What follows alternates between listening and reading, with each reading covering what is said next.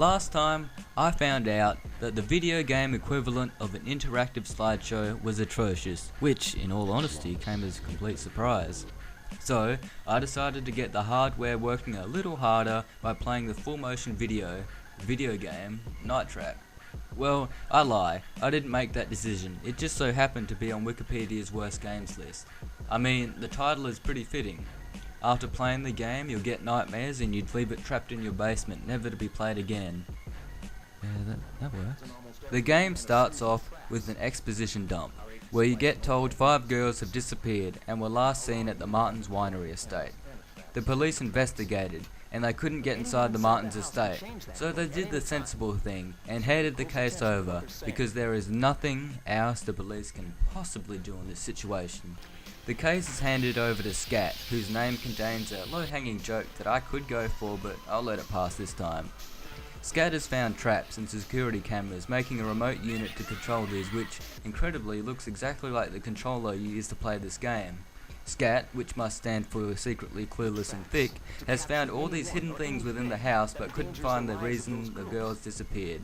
Vampire-like creatures called augurs. I mean, that sounds like the name a posh person would give to their dog. Oh, augurs, sweet, you use the litter box next time. Your poops, you ruined Mumsy's silk sheets. I think the augurs are meant to be threatening, but they look like men in gimp suits, and it doesn't help that they're mostly capturing women here. This isn't gonna work. You're not scaring me. Wait. What are you doing? Oh, this looks like that last porno I watched. Poor little white girl? Oh, I wonder where he's gonna stick that. That device you just saw is how the augurs extract blood. That's right. The creatures that survive by consuming blood cannot obtain it by natural means like normal vampires or in any cool way. If you saw an augur coming at you with one of those neck grabbers, you'd probably laugh and think they're using a robo-claw to try and pick up something with it. Let me give you a moment to realise how much of a pussy-ass enemy they are. You later find out that the house is infested with these augurs, so how a highly trained team can't find actors in costumes trying to hide in the house is beyond me. So, to find out how the other girls went missing, Scat lets another group of girls go into the estate with one of their own as an undercover agent, which I will admit is a flawed plan. If you can get one of your agents to be undercover, why not just send a small group of your team to all be undercover instead and maybe not risk the lives of innocents? Also, how dumb does this team think women are if they think their agent can convince the group of girls that she's their friend in such a short period of time? It works. If you wait too long to begin playing, your commander gets angry at you and ends the game. Look, game, with your terrible introduction cutscene already fresh in my mind, I didn't need another reason to stop playing this. This game has a lot of glaring design issues. For one, if I watch the opening cutscene, the game has already started, and I've already missed the opportunities to trap some augurs. For you to trap these augurs, you need to also have the correct access code which the Martins can change during the game. Instead of having a complex access code to perhaps stop outsiders from using their system, the Martins have 6 colours that they switch between for the code. Now, this just hinders whoever doesn't know the code, because all they need to do is flick through the 6 colours to try and activate a trap. Oh, what's that? I couldn't hear the Martins change the access code because I was too busy trapping augurs? Now, this brings up another design issue. The game essentially shoots itself in the leg when it tries to add in any story. Since I'm switching through all the cameras to spot and trap augurs, I can't pay attention to the story, which fleshes out these characters and gives me somewhat of a reason to help save them.